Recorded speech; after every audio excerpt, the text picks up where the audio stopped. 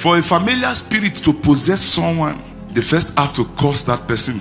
If you are able to break those curses, then what they will send to that familiar spirit to do is to follow you. It does not have power to put spell on you anymore.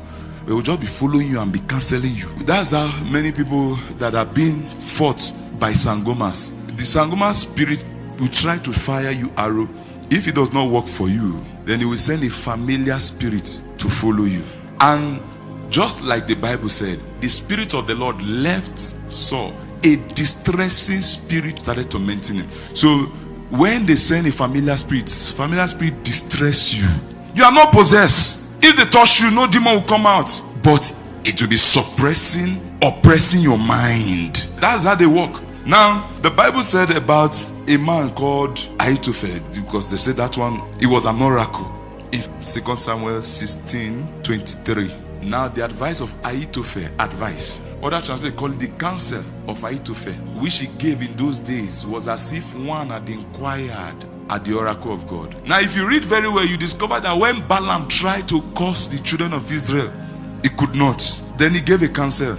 He said, anytime you are doing your feast, tell all your women, let them naked enter the camp. They will disorganize themselves. And truly, when they were doing that feast, all the women from, I think it's Midian, they naked, they entered the camp. They polluted the camp. In that day, up to 24,000 people died. What curse could not do? The counsel of a familiar spirit will do it. They might not be able to curse you. 24,000 people die in one day because of a counsel. God call it doctrine of Balaam. If somebody go to a sangoma, a witch, for you, they try to send arrows. It did not work. Curse you. It did not work. They send monitoring spirits or familiar spirits. Because familiar spirits and monitoring spirits, they take their time to break your tactics. You see, Israel already had the tactics in the way they range their house. That's what balance was. So he sends spirit to take time to break the edge. Because when you break the edge, the serpent will bite. So when they send a spirit to you, the spirit begin to follow you. Familiar spirit, they monitor you. And you know, they're just checking your prayer life. How long do you pray?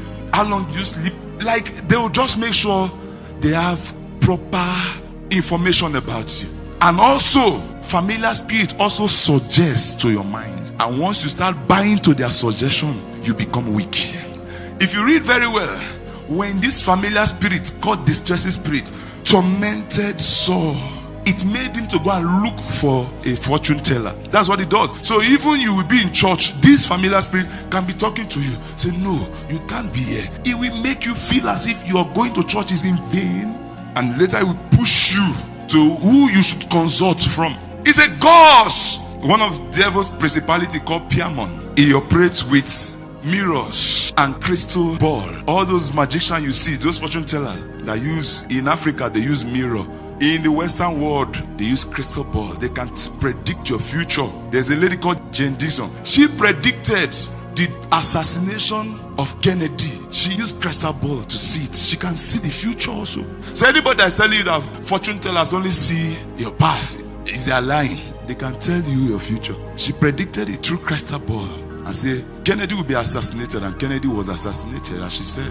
When Caesar was supposed to die, one of these fortune tellers also saw him and said, be careful of the Isle of 15, meaning May 15. Be careful that day. So fortune tellers can see the future. They can predict it with what they call familiar spirits.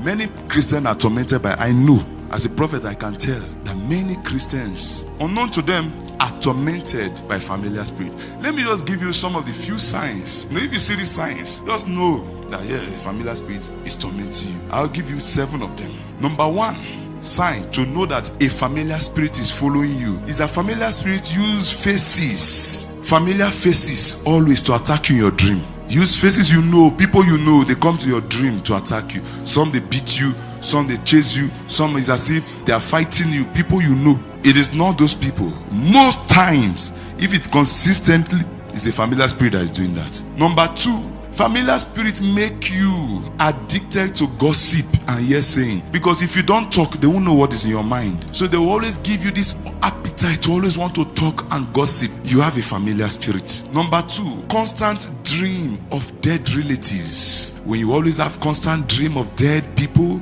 people you know, a familiar spirit is following you. Number 4, you always sense strange presence following you. Even when you are alone in the house, you feel, even if you are walking on the street, something is following you. And it always makes you scared. You just fear. You look back. A familiar spirit is following. Then also, if you are alone at home and you are hearing movement in your house, on your ceiling, it's as if somebody is opening the pot. Your slippers is shaking. There's a familiar spirit moving around that place. Number 6, always hearing your name with familiar voices. It's as if your father called you, or your mother always called you, or you are just walking, you hear your name, hey! And you answer. It's a sign that familiar spirit is following. They always use familiar voices to call you. Even in your dream, you keep on hearing strange faces calling your name. That's a sign of a familiar spirit. The familiar spirit always speaks negatively about people to you, about your loved one to you, and about God. He will always speak negative, like, this person is wicked. He will tell you negative things about people, even your loved one, your wife, your spouse, your children. He will always be telling you negative things about them. These are signs that familiar spirit. And also, it also gives you constant negative thoughts. Because that's how it suppress your mind and torment you. It also gives you negative confession when it has really broken all your guards. You start saying, I feel like dying. The familiar spirit operates with triplet spirit called fear, hatred, and anger. This triplet spirit, it operates with it. You are always scared, you are always angry, and you hate people. If you read the book of Acts of the Apostle 13, this man have a familiar spirit. So he always go to educated people at the top. Now when they had gone through the island of Patmos, they found a certain sorcerer, a false prophet, a Jew, whose name was Bar Jesus. You see, Bar Jesus. If there is Bar Jesus, there is Bar Holy Spirit. Because he knows if you don't hear the Holy Spirit, he wants to take advantage of you. If you are not full of the Spirit, you will be full of that familiar spirit. You see, God sent the Holy Spirit to identify with you as his own. The Holy Spirit knows everything about God. The Holy Spirit is God. There's no difference between God and the Holy Spirit. So most times, if you are really operating by the Holy Spirit, everything God is doing if God is on his throne, everything God is doing is what you are doing. You are just familiarized with everything God is doing. Like God move like this. It's not you that is moving. You are carried. So you are familiar with the move of God. In him we move, we live, and have our being. That's what God used. Then the kingdom of darkness used familiar spirit. So you see, to operate with hatred. You just hate people. You are not yourself. You have anger. I said hatred, anger, fear. You are always scared. Talk with those triplet spirits. Even Jezebel operated with this spirit. When God was warning the church again, in Revelation, he spoke about Jezebel again. Because Ahab was not being controlled with his right mind. In Revelation 2:20.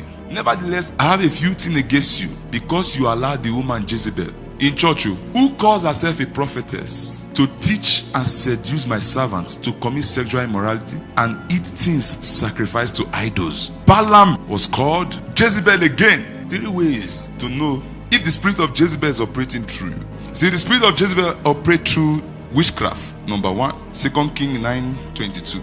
Now it happened when Joram saw Jehu that he said, "Is it peace, Jehu?" He answered, "What peace? As long as the harlotry of your mother Jezebel and her witchcraft are so many." Now, these 2 characteristics is what the spirit of Jezebel operates with: harlotry and witchcraft.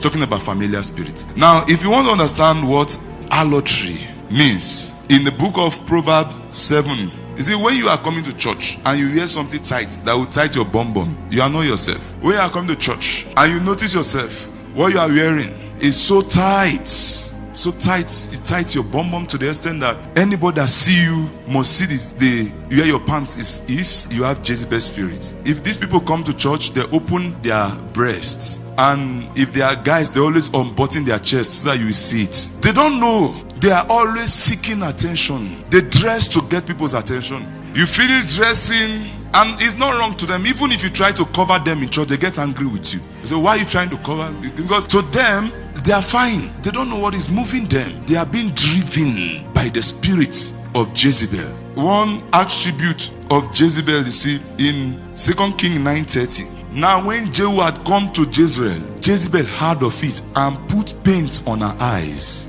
and adored her head and looked through a window. Imagine, somebody's come to fight. She went to do makeup. So she went to dress hot. She operates with spirit of seduction.